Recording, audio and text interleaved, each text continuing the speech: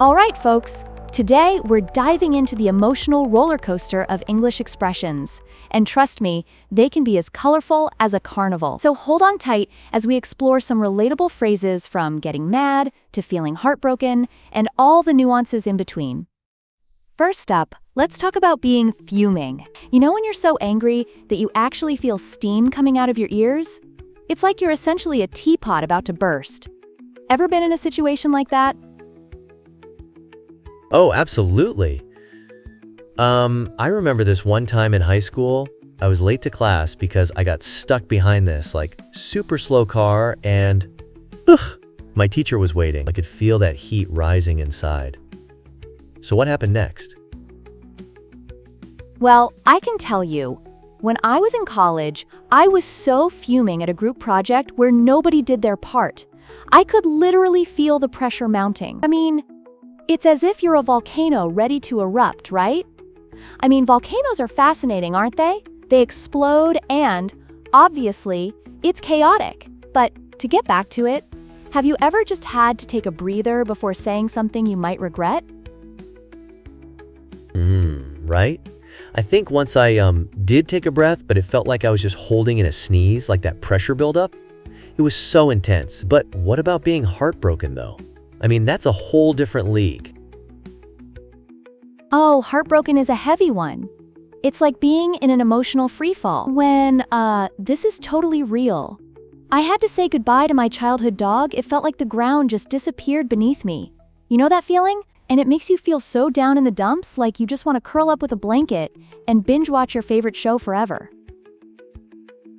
Oh man, I can relate. When my hamster died, I spent days just looking at old photos.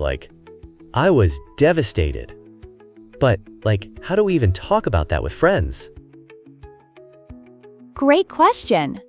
So when you're feeling low, it's vital to express how you feel. It's like letting air out of a balloon before it pops. Communication can be your savior. A telling story can break the ice. Imagine calling a friend but saying, "Hey, I just want to share that I'm heartbroken," rather than just avoiding it. It opens up that door for empathy, you know? Wow, that's deep. It's kind of like if you were eating something that's super disgusting, like those green olives people either love or loathe. Exactly. Using food as an analogy is brilliant. Palate choices can show personal feelings too. Some people can't stand, say, broccoli. But it's really all about taste, right? Just like feelings, they vary from person to person. So do you have a food you loathe? Oh, for sure. Brussels sprouts.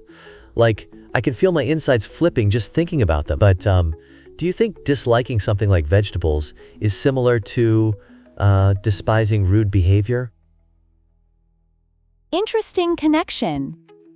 Yes, disliking vegetables is kind of like how we feel about rudeness. Everyone's got their ick factor. It's all subjective. Rudeness undermines respect. Same deal with food preferences. A boundary is crossed. So when someone can't tolerate behavior like that, it's natural to feel a little ticked off, right? Right. I mean, I guess we're all navigating through this sea of emotions. It can get tricky. How do we share that with others? By using these expressions, they're little maps that guide us through emotional conversations. Picture this. You're at a friend's gathering, and someone jabs at your aversion to spiders. You can hit back with, "I can't bear to even look at them." That makes your feelings clear without causing a whole lot of conflict. That's super insightful. So really, it's all about translating those intense emotions into relatable terms. Exactly. And sharing real-life anecdotes makes it even better. It's about relating with one another through the tapestry of our experiences, right? Wow, I love that idea of a tapestry. That binds us all together. It takes so many different threads to form one piece. Is that how emotions and experiences intertwine? Precisely.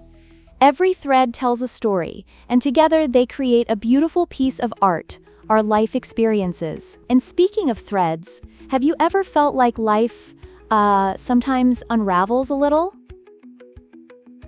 All the time. It feels like a sweater just, pulls at one thread, and suddenly, the whole thing is like a mess.